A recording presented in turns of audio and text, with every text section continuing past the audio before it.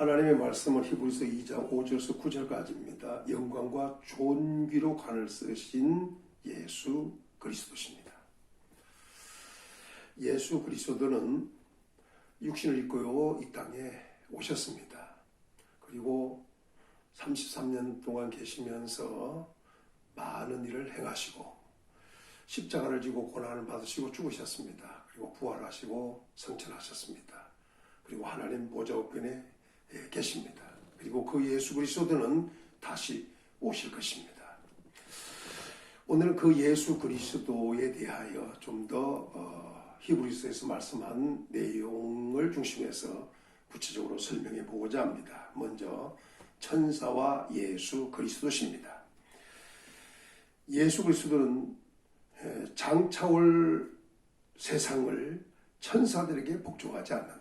이렇게 하시는데 히브리서 2장 5절에 하나님이 우리가 말한 바 장차올 세상은 천사들에게 복종하게 하심이 아니라 장차올 세상 그리고 천사들에게 복종하게 하심이 아니라 복종하지 않는다. 이런 말입니다. 두 번째는 잠시 동안 천사보다 못하게 하셨다고 했습니다.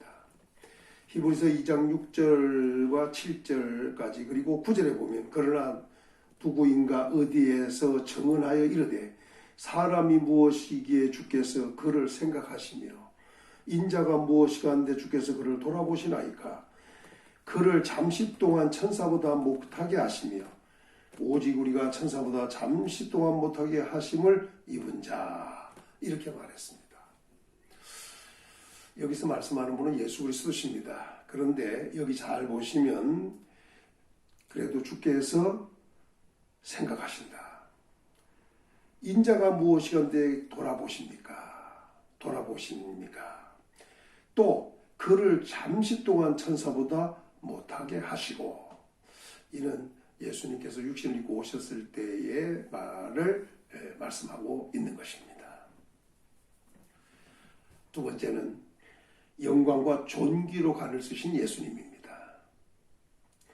히브리서 2장 7절에 영광과 존귀로 관을 씌우시며 이렇게 말씀했습니다. 그리고 9절에서는 이렇게 말합니다. 죽음의 고난을 받으심으로 말미암아 영광과 존귀로 관을 쓰신 예수를 보니 이를 행하심은 하나님의 은혜로 말미암아 모든 사람을 위하여 죽음을 맛보려 하심이라. 아주 중요한 말씀을 하는데 예수님이 영광과 존귀의 관을 쓰신 그 이유를 설명하고 있습니다. 이렇게 말합니다. 죽음의 고난을 받으심으로 말미암아 그렇게 되었다. 영광과 존귀의 관을 쓰신 분을 보니까 그분이 바로 예수님이시더라. 그러더니 이를 행하시면 하나님의 은혜로 말미암아 모든 사람을 위하여 죽음을 맛보려 하시니라. 예수님은 죽으러 오셨던 것입니다. 그래서 예수님은 사실 십자가에 못 박혀 죽으셨다는 것이죠. 이게 바로 죽음을 맛보셨습니다. 그러므로 예수님은 영광과 존귀로 관을 쓰신 것입니다. 승리하신 예수님에게 주신 영광과 존귀의 관이십니다. 세 번째는 만물을 복종케 하십니다. 예수님에게. 히브리서 2장 8절에 보면 이런 말씀합니다. 만물을 그 안에 복종하게 하셨느니라 하였으니 만물로 그에게 복종하게 하셨은즉 복종하지 않는 것이 하나도 없어야 하겠으나 중요한 말씀은 만물을 그 발 아래 복종하게 하셨느니라 했어요. 그래서 만물이 예수 그리스도 안에 발 아래 복종을 해야 됩니다. 당연히 복종하게 하셨으니 복종을 해야 됩니다. 그런데 복종하지 않은 것이 하나도 없어야 되는데도 불구하고 지금 우리가 만물이 아직 그에게 복종하고 있는 것을 보지 못하였고 이랬습니다. 만물이 예수 그리스도의 발 아래 복종하게 했으니 만물들이 당연히 그 발 아래 복종을 해야 됩니다. 복종하지 않는 것이 하나도 없이 다 복종을 해야 됩니다. 그런데 지금 보니까 만물이 아직 그에게 복종하고 있는 것을 보지 못했다. 히브리서 기자는 이렇게 얘기하고 있습니다. 그러더니 10절에 그러므로 만물이 그를 위하고 이랬습니다.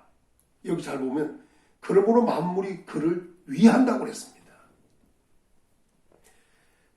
다시 말하면 만물이 아직 그에게 복종하고 있는 것을 보지 못했지만 만물이 그를 위하고 이렇게 말했다는 얘기입니다.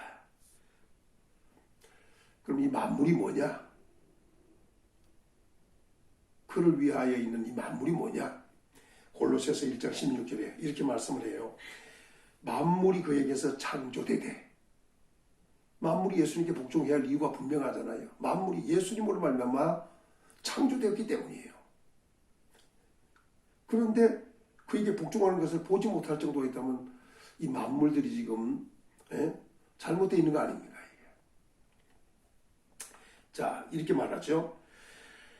그럼 만물이 창조됐던데 예수님으로 말미암아 창조됐는데 그 창조된 것이 뭐냐?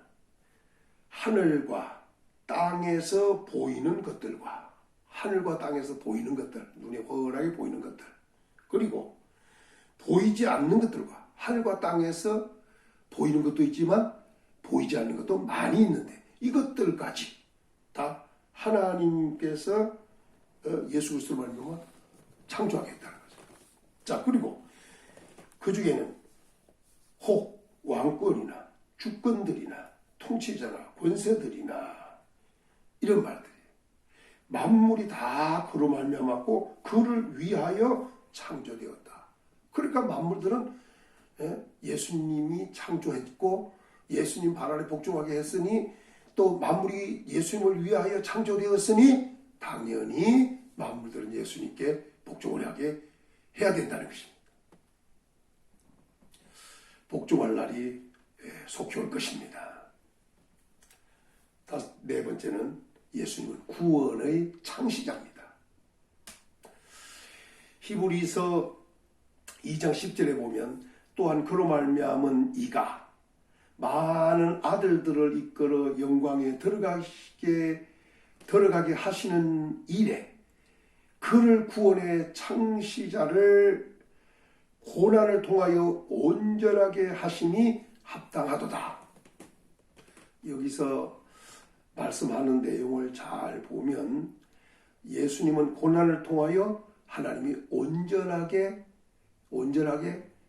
하신다는 겁니다. 그것이 합당하다는 겁니다. 그래서 예수님은 고난을 받아야 된다는 겁니다. 또 예수님은 고난 받으시면 끝나는 것이 아니라 고난 받으신 예수 그리스도로 말미암아 구원의 창시자가 되게 하신다는 거죠. 창시자. 자, 그런데 중요한 건 뭐냐면 또한 그로 말미암은 이가 많은 이들을 이끌어 영광에 들어가게 하는 일에, 그러니까 많은 사람들을, 많은 아들들을 이끌어 영광에 들어가게 하는 일에 구원의 창시자라는 겁니다. 그 구원의 창시자가 되게 하기 위하여 예수님은 고난을 통하여 온전하게 하셨다. 이렇게 말씀하고 있습니다. 그래서 하나님의 사람들, 곧 하나님의 아들들이 앞으로 영광에 들어가게 하는 일에는 예수 그리스도로 말미암아 가능하다 하는 것을 지금 말씀하고 있는 겁니다. 다섯 번째, 예수 그리스도는 거룩하게 하시는 분이십니다. 히브리서 2장 11절에 거룩하게 하시는 이와 이렇게 말씀했는데 여기 거룩하게 하시는 분은 예수 그리스도를 말씀합니다. 거룩하게 함을 입은 자들이 이렇게 말씀했는데 이는 성도들을 가리키는 겁니다. 그러니까 거룩하게 하시는 예수 그리스도 말미암아 거룩하게 함을 입은 성도들 이런 말이죠. 다 한 근원에서 난지라. 이 말은 전부 다 하나님께로 나타나는 겁니다. 그러므로 형제라 부르기를 부끄러워하지 아니하시고, 말씀을 정리하면 거룩하게 하시는 분은 예수님이고 거룩함을 입은 자들은 성도들이고 이들이 전부 다 한 근은 하나님께로부터 났다는 겁니다. 그런데 그렇게 되었기 때문에 형제라 부르기를 부끄러워하지 않았다. 다 뭐가 되냐? 형제가 된다. 이런 말씀을 하고 있습니다. 예수 그리스도께서 거룩하게 하심으로 이렇게 되는 것입니다. 여섯 번째는 예수님은 마귀의 일을 멸하시는 분입니다. 히브리서 2장 14절에 이렇게 말씀합니다. 자녀들은 혈과 육에 속하였음에 그도 또한 같은 모양으로 혈과 육을 함께 지니심은 죽음을 통하여 죽음의 세력을 잡은 자 곧 마귀를 멸하시며 이렇게 말씀을 했습니다. 자녀라면 당연히 혈과 육에 속해 있습니다. 그런데 예수님도 같은 모양으로 혈과 육을 함께 지니셨습니다. 이 말은 예수님이 육신을 입고 이 땅에 오셨다는 말씀입니다. 빌립보 2장 6절에 보면 그는 근본 하나님의 본체시나 하나님과 동등됨을 취할 것으로 여기지 아니하시고 오히려 자기를 비워 종의 형체를 가지사 사람과 같이 되셨고 사람의 모양으로 나타나사 자기를 낮추시고 죽기까지 복종하셨으니 곧 십자가에 죽으심이라. 여기서 아주 중요합니다. 예수 그리스도는 근본 하나님의 본체십니다. 그런데 하나님과 동등됨을 취할 것으로 여기지 않으셨다고 했습니다. 그리고 오히려 자기를 비워 종의 형체를 가졌다는 겁니다. 그 종의 형체는 뭐냐? 곧 사람들입니다. 사람들과 같이 되셨다는 겁니다. 그리고 사람의 모양으로 나타나시는 것. 그러니까 사람같이 되고 종의 형체인 사람들같이 되고 사람의 모양으로 나타났다는 거예요. 그리고 자기를 낮추시되 죽기까지 복종해라. 이렇게 낮추셨다는 겁니다. 이것은 십자가에 죽으심이라. 십자가에 죽으심. 얼마나 낮추셨는지 십자가에 죽기까지 낮추신 분입니다. 하나님의 본체예요. 본체이면서 종의 형체인 사람의 모양과 또 사람같이 되셔가지고 십자가에까지 죽으시는 이런 결과까지 왔다는 겁니다. 그럼 왜 예수님이 이렇게 십자가를 져야 했느냐? 죽음을 통하여 죽음의 세력 잡은 자 마귀를 멸하시려고 했던 겁니다. 죽음을 통해서 죽음의 세력을 잡은 자, 이 마귀를 멸하시죠. 마귀는 죽음의 세력을 잡은 자입니다. 예수님은 이 마귀를 멸하시려고 이렇게 하나님의 본체가 종의 형체인 사람과 같이 되고 사람의 모형으로 나타나더니 십자가에까지 죽으시는 낮으신 예수님이 되시던 겁니다. 일곱 번째는 죽음을 해결하신 분입니다. 히브리서 2장 15절에서 18절에 보니까 또 죽기를 무서워함으로 한평생 매여 종노릇하는 모든 자들을 놓아주려 하심이니 이렇게 말씀했습니다. 여기서 중요한 것은 사람들은 죽기를 무서워합니다. 한평생 매여 종노릇합니다. 죽기를 무서워함으로 한평생 그것에 매여 종로로 타고 있는 것이 우리 인생들입니다. 그런데 예수님이 오셔갖고 죽으셨습니다. 죽음을 통하여 죽음의 세력자 마귀를 멸해버렸습니다. 왜? 모든 자를 놓아주시려고. 죽기를 무서함으로 한평생 매여 종로로 타는 자들을 놓아주시려고. 우리 주님이 이렇게 사람의 혈과 육을 지닌 사람의 모양으로 오셨던 겁니다. 그리고 예수님도 죽으셨던 겁니다. 그래서 죽음의 세력 잡은 자 마귀를 멸하신 것입니다. 그렇게 하신 이유 중에 하나를 이렇게 말하고 있습니다. 이는 확실히 천사를 붙들어 주시려 하심이 아니라 오직 아브라함의 자손을 붙들어 주려 하심이라. 왜? 누구?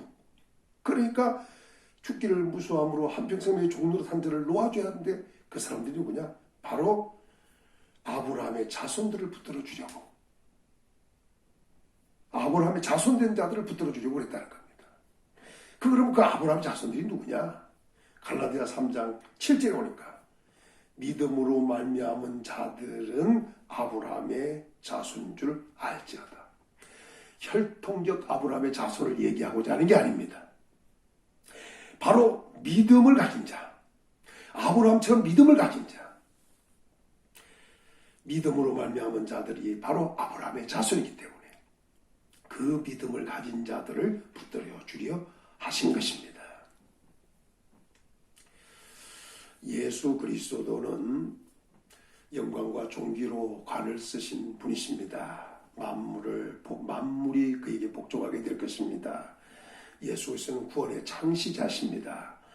거룩하게 하시는 분이요, 마귀를 멸하신 분이요, 죽음을 해결하신 분이십니다. 이분이 바로 우리 주 예수 그리스도십니다. 믿고 의지하고 따르기를 예수님의 이름으로 축원합니다.